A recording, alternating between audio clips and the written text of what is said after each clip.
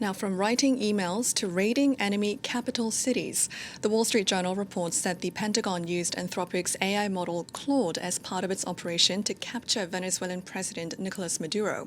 Well, we can get more on the story with our technology editor, Peter O'Brien, who joins me now in the studio. Good to see you, Peter. Hi, Jenny. So, I personally use AI to, translate things, to get recommendations. Yeah. I've even used, Claude specifically to, fine-tune my gym workouts once. Oh, right. Yeah, yeah. But it turns out it can be used to forcibly depose a foreign world leader. Apparently so, Jenny. Yeah, that's what the Wall Street Journal is reporting. They're saying that the Pentagon used Claude in that operation to raid Caracas and arrest President Maduro. Now, the tool, they say, was used because it was part of a partnership with Palantir, another US tech company which the US government and military regularly uses.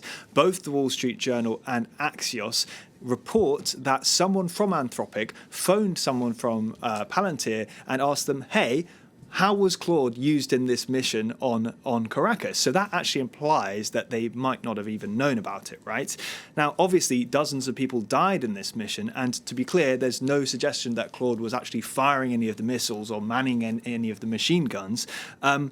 So what might it have been used for? Well, we know that AI is very, very good at dealing with a huge amount of data very quickly. And we know how much data is collected for this type of mission, both beforehand and during the mission itself. So presumably they were using Claude to help them analyze and deal with all that data. So what makes this story significant is A, this is the first time that such a widely popular and well-known chatbot has been used for such a top-secret surprise military operation. And it's also the fact that this very much seems to go against Anthropic's credentials as being one of the more safety and non-violence focused AI companies out there. Right. I mean, that's personally not what I'd use it for. No. But when they signed that deal, what exactly did they think the military would use it for? I mean, good question. Anthropic, as I say, pride themselves on trying to enhance guardrails and regulating AI. The founders even left OpenAI because they thought they were advancing too recklessly. And I can quote the usage policy, do not facilitate or promote any act of violence. Yet they go ahead and sign a $200 million contract with the US military. What did they think they were going to use it for? I mean, did they think the Pentagon was going to be designing pizza toppings or something? It just beggars belief. Now, according to the Axios reports, they cited a Trump administration official saying the Pentagon is considering scrapping their partnership with Anthropic precisely because there has been an argument with them over safeguarding. So Anthropic has reportedly insisted that two areas are off limits. One, mass surveillance, particularly of Americans, and another is developing autonomous weapons. The Pentagon reportedly is pushing for labs to allow them to use AI for what they call lawful purposes. So they say there are a lot of grey areas around these guidelines that Anthropic has put up, and they want to be able to develop weapons, to collect intelligence, and deploy AI in battle operations. And now it looks like they've gone ahead and deployed it in battle operations anyway. So it sounds a bit like, they got frustrated in a way and used Claude in a way that Anthropic didn't approve of, essentially. I mean, it kind of sounds like that, doesn't it? I mean, Anthropic's actually denied having any knowledge of the mission. They say they've not discussed any specific operations with either Palantir or the Pentagon. But they have stressed their commitment to US national security. Now, where it gets complicated is that rivals, OpenAI, Google, xAI, they've actually already lifted certain guardrails for military use of their models. But it's Anthropic that is the one that's used in classified missions because of its deal with Palantir. And it's Anthropic that's seemingly holding out and pushing back more on the demands of the military. So it's a bit of a paradox there.